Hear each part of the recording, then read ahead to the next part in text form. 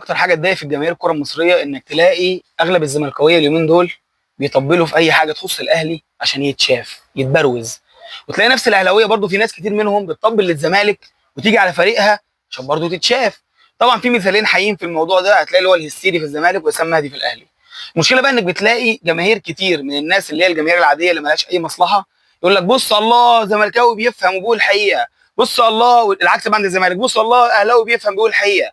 حبيبي هقول لك على حاجه، اي اهلاوي بينافق نفسه او اي زملكاوي بينافق نفسه انه بينافق الفريق الثاني عشان يكسب ريتش ويكسب جمهور، هو اصلا مش همه انت بالنسبه له ايه غير انك مجرد عدد لايكات او مشاهدات بتشوفه بس. فبلاش الجمهور نفسه ينجرف ورا الناس اللي هي بتعمل محتوى على السوشيال ميديا في الاخر يقول لك ايه ده زملكاوي هو الوحيد اللي محترم فاحنا هنتابعه عشان هو ما بيحبكش وما يعرفكش. انت بالنسبه له مجرد اداه مكسب بس، اداه مكسب بقى، فيوهات، في لايكات، بتدخل له ربح، بتعمل له مشاركه. من اكتر ناس بتعمل مشاركات للناس دي هي الناس اللي بتطبل ليهم. يعني انا مثلا دلوقتي طبلت الاهلي هلاقي كتير من الاهلاويه بيعملوا مشاركه للفيديو. طب ما انا كده بنافق نفسي، انا ما بقولش اللي انا شايفه صح، انا ما مقتنعش بالحقيقه كده، هقنعك انت ازاي؟ لما تكون شايف حاجه صح انت كزملكاوي في الاهلي قولها بعين جامده، خليك بجح. انت مش شايف الحق قوله. لو شايف ان في حاجه وحشه في الزمالك وانت برضه زملكاوي قولها. ونفس النظام في الجماعه الاهلاويه، لو انت شايف حد اهلاوي غلطان قول له انت غلطان، شايف حاجه غلط في الاهلي قول له انت غلط. ده اهم حاجه. انت ارضي نفسك، ارضي ضميرك، ارضي يا عم، ارضي قناعتك انت الشخصيه، سيبك من الضمير. احنا مش بنصلي يعني في الفيديوهات، مش بنقدم محتوى دين احنا. بس ما تجيش بقى في الاخر واحد يقول لي انت خليك في فريقك وانت ما بتقولش الحقيقه، ولو قلت حاجه غلط على الزمالك بعديها في ثاني يوم الاقي نفس الواحد يقول لي شوف والله زملكاوي محترم بيقول. يا عم انت بتكذب على نفسك ولا بتكذب عليا ولا عايز نكذب عليك عشان تحبني؟ خش في محتوى الفيديو. اليو ديانج، بص انا كراجل هقول اللي انا شايفه صح. انت عاجبك تتفرج عليا اهلا وسهلا على راسي، مش عاجبك خلاص يا عم روح للناس اللي انت عايز تسمعهم، ما تقرفنيش ولا اقرفك. النادي الاهلي بقى عنده مشاكل كتير من بعد انضمام زيزو للنادي الاهلي، اتكلمنا في الموضوع ده كذا مره. بس اللي ضايقني بقول لك ان انا لقيت مثلا في موضوع وسام ابو علي ده في واحد دكتور زملكاوي بيقدم محتوى على اليوتيوب عنده حاجه و30,000 مشترك تقريبا، بيقول كده بالظبط: فلان الفلاني الزملكاوي الغير كاره للاهلي. ماشي زي الفل، مع اكيد مش عايزينك تكره حد يعني، اكيد انا بكره المنظومه، مش بكره افراد، مش بكره اشخاص. طالع بيقول لك ايه بعد ما وسام ابو علي مشي ونزل اعتذار مره واثنين وثلاثه، بيقول له انسى، انا عندي غريمي ما بيقبلش الاعتذار، ما بيقبلش حاجه تيجي على كرامته. عايز تسال اسال عصام الحضري هيموت ويرجع الاهلي، انسى انك ترجع الاهلي في يوم من الايام، ويرجع الاهلي تاني ليه؟ يعني هو وسام ابو علي بعد ما يمشي ويمسك الدولارات دي في ايده وياخد في السنه 4.5 مليون دولار يرجع النادي الاهلي تاني ليه؟ ده ماضي 5 سنين في النادي بتاعه. انت عارف 5 سنين دول بكام يا حبيبي؟ عارف بكام ال5 سنين دول؟ ب 22 ونص تقريبا مليون دولار. هيرجع النادي الاهلي تاني ليه؟ طالع بقى تطبر تقول له انسى ما بيقولش حاجه على كرامته. يا معلم بالله عليك ما تخلينا نقول كلام الناس تزعل مني فيه. هو مين ده اللي بيقولش على كرامته حاجه؟ مش بتكلم هنا على المشجع، انا اعرف ناس كتير قوي زملكاويه مش حابين الوضع اللي بيتقال. بس مين النادي نفسه ما بيبقاش حاجه على كرامته؟ هقول لك النادي ما بيبقاش حاجه على كرامته امتى؟ ما بيبقاش حاجه على كرامته لما تكون حاجه دي خاصه بابن النادي بتاعه.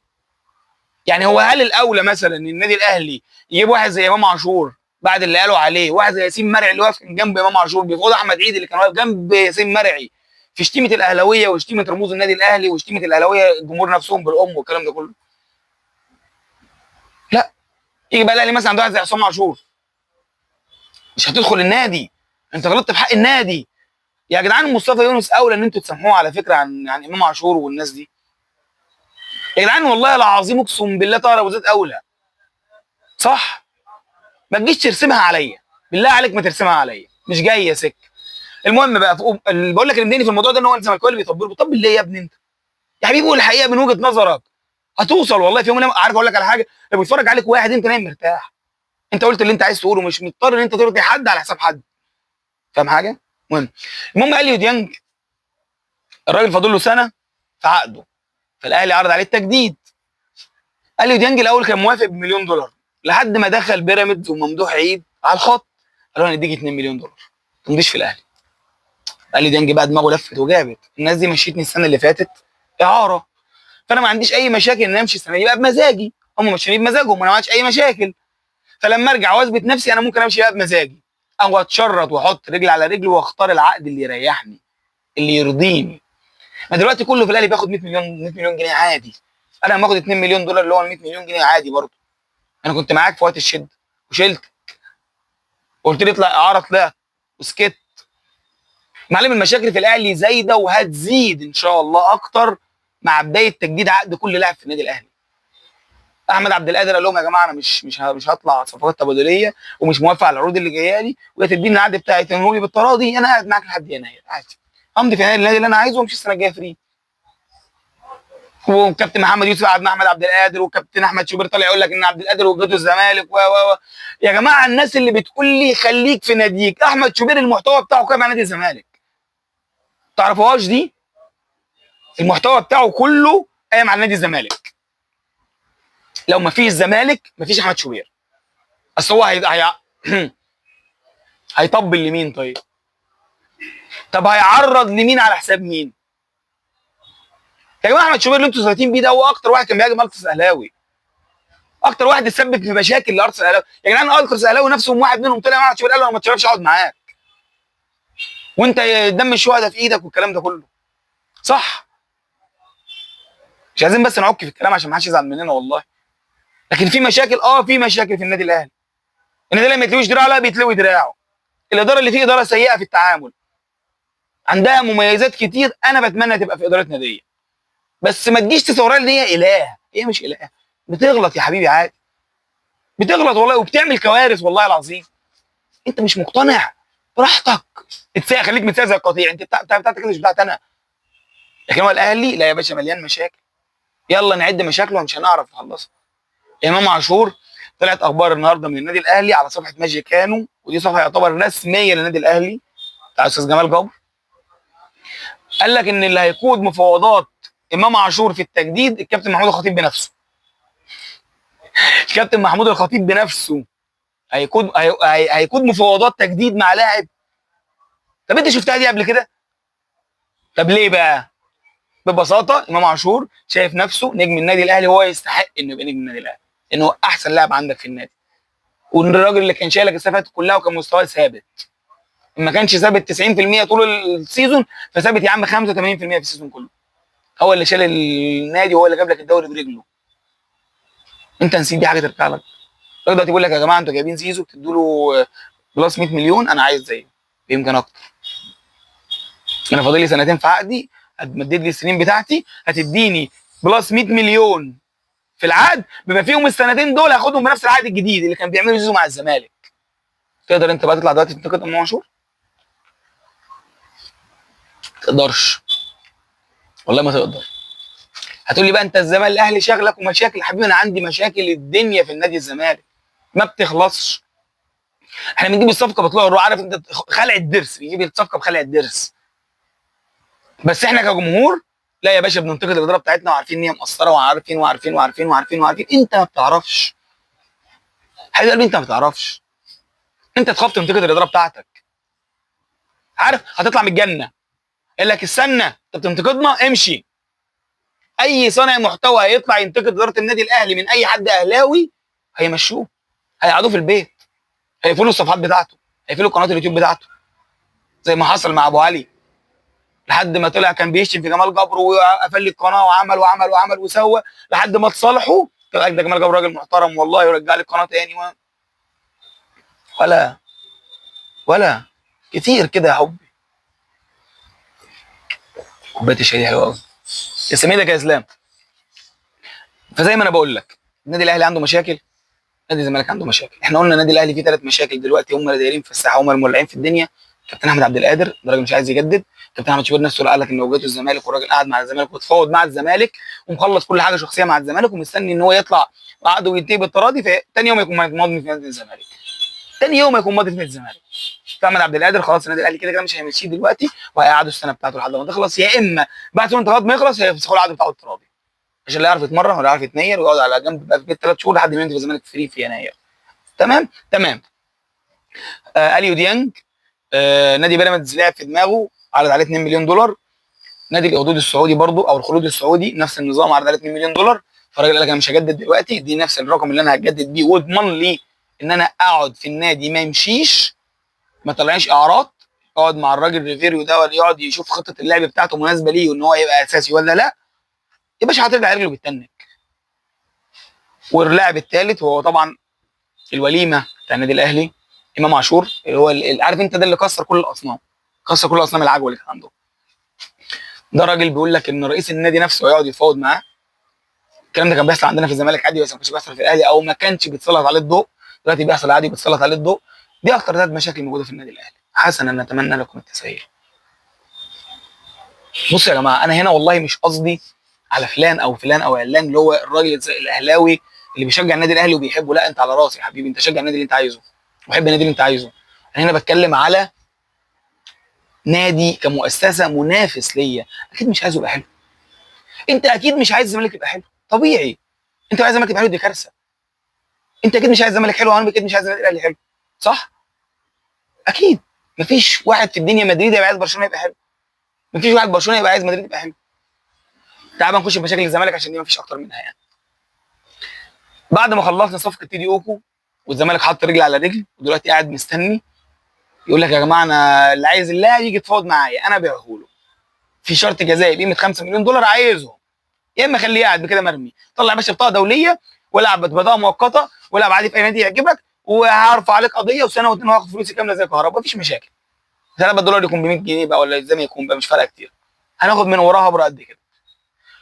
بعد المشكله دي هو حامد حمدان.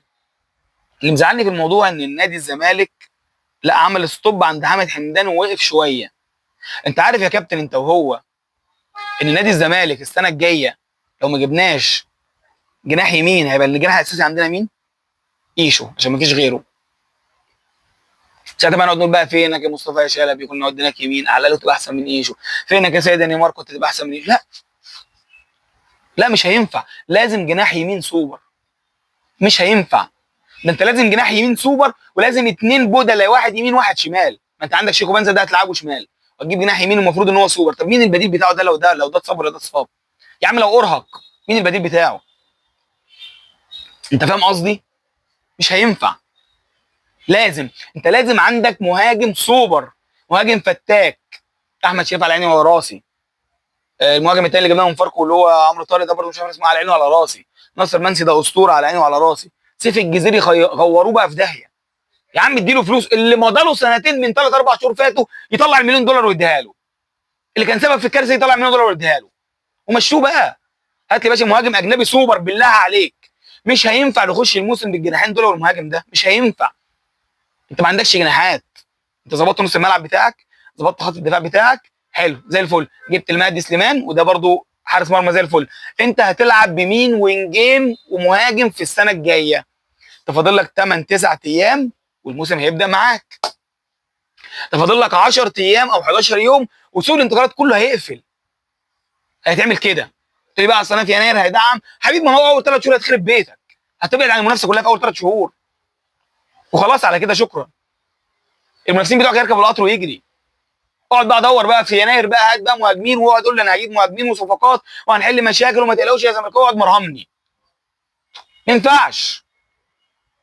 لازم مهاجم سوبر ولازم وينجين سوبر ولازم بديل في الباك اليمين. ما انت مشيت حمزه المسلوسي، الراجل كان بيسد معاك مدافع وكان بيسد معاك باك يمين، مشيته. طب انت كده عندك مين؟ عندك عمر جابر، حلو مفيش مشاكل يا عم، احسن الموجودين في مصر. مش هو المتطلبات بتاع الزمالك انت مش هتجيب محترف، هو احسن متطلبين هو احسن الموجودين في مصر. مش بتجيب لي احمد عيد والعك ده، سيبه بقى خليه يروح الاهلي. يا عم احمد عيد عمل 4 اسيست في حياته يا جدعان، انتوا بتهزروا. لو مش هتعرف تجيب لي حد اجنبي برضه حلو في الباك اليمين، خلي عمر جابر، هات لي واحد او طلع واحد من الناشئين. انت مشيت برضه اللي هو كان الباك اليمين اللي عندك الناشئ اللي هو احمد محمود، مشيته اعاره. هات لي بقى واحد بديل لعمر جابر، وهات لي وينجين بالله عليك اساسيين. واحد اساسي يا عم يمين كويس واثنين بدلاء كويسين يشيلوا مكان الناس دي لو قعدت، وهات لي مهاجم اجنبي سوبر. ما تقفش عند صفقه حامد حمدان وتقول ان هي دي الهدف الاساسي والمطلب الرئيسي بتاعي وتقف. مش هينفع، مش هينفع. خلاص احنا عايزين حامد حمدان والموضوع بقى شخصي ومفيش مشاكل وهنفضل مكملين فيه لحد اخر يوم، وبتروجيت ماسكه في اللعب عشان عايز اقصى استفاده ماديه. وطبعا الاهلي طلع احمد نبيل كوكا فدلوقتي بيتكلم ان هو داخل في صفقه حامد حمدان وبيراميدز داخل. يا جدعان حامد حمدان ده نيستا، خلاص كلكم شايفينه حلو دلوقتي. اللاعب اللي الزمالك بيفوضوا عليه كريمه يعني، كريمه لباني كمان مش كريمه عاديه. ما تقفش بقى على صفقه حامد حمدان وتركن، كمل فيها، اعرض فلوس، اعرض فلوس اكتر على بتروجيت، لان هو كده كده هيسيبه في الاخر. او بتروجيت مش بينافس يعني، مش بينافس على دوري ولا على كاس، ولا هو بينافس في منطقه الهبوط كل سنه. فكمل في اللاعب، بس في نفس الوقت عندك بلان بي وبلان سي وبلان خرا على دماغك، انت قادر ان انت تكمل بيه. قادر اللاعب ده ما جاليش، حلو انا هكمل معاه، بس انا كده كده هامن نفسي بواحد واثنين وثلاثه تاني، اخلص مع كذا واحد فيهم، وعندي اللاعب ده برده بكمل معاه، والله الثلاثه جم خير وبركه. بس انت السكواد بتاعك فاضي، السكواد بتاعك بتاع السنه اللي فاتت كله فاضي. فانت لو جبت 15 لاعب يبقى حلو برده، بس ما تجيبليش حشو. يعني ما تقعدش تجيب لي حشو وتملى وخلاص، لا، هات لي ناس ابني عليها سنين قدام. مش تجيب لي ناس 10 15 واحد اجي ناس في السنه الجايه عايز امشي منهم 10 ومش عايزين يمشي عشان عقدهم ساري مع الزمالك يقعد يشرط عليا. لا، هات لي ناس يا باشا تبني عليها، لما تيجي تطعم بعد كده في اي موسم انت تجيب لاعب ولا اتنين في المركز اللي انت محتاجه بس، وانت برنس. بالله عليكم اشتغلوا صح. انا متفائل جدا بجون ادوارد اللي بيعمله، الراجل ده فعلا كنز، كنز في الزمالك. مجلس الاداره مطالب ان هو يوفر له امكانيات، يوفر له فلوس، يسيب الراجل يشتغل، ما يتدخلش. وعبد الناصر محمد، كابتن عبد الناصر محمد طبعا لكل احترام والتقدير، انا اسف، في المؤتمر الصحفي بتاع اعلان بطوله دوري الجدول، فالصحفيين بيسالوه، انا ما اقدرش اتكلم، جون ادوارد موجود، جون موجود هو اللي بيتحدث، حاجه حلوه. راجل عامل ضبط وربط في النادي، راجل من ساعه ما دخل يا جماعه مين اللي بيطلع اعضاء الفريق بره، ما حدش يقول طب خلاص كله يطلع بره، كله بقى يمشي.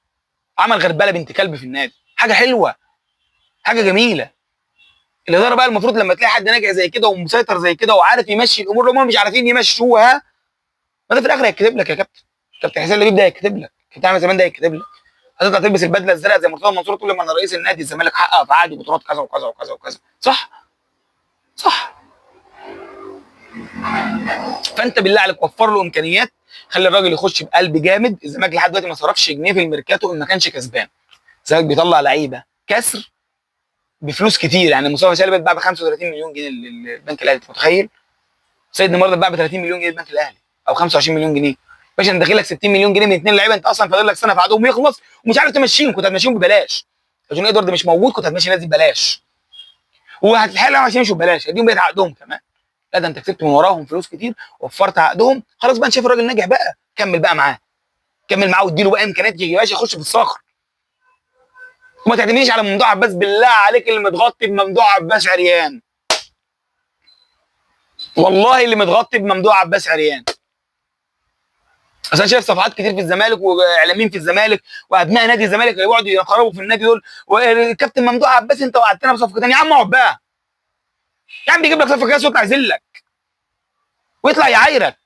حبيبي انت مش محتاج كده، انت نادي قايم على الموارد بتاعته، انا مش مطالب ان انا اوفر لك الموارد، انا كمشجع زهقت من ان انا اعيش دور المشجع اللي بيحاسب النادي.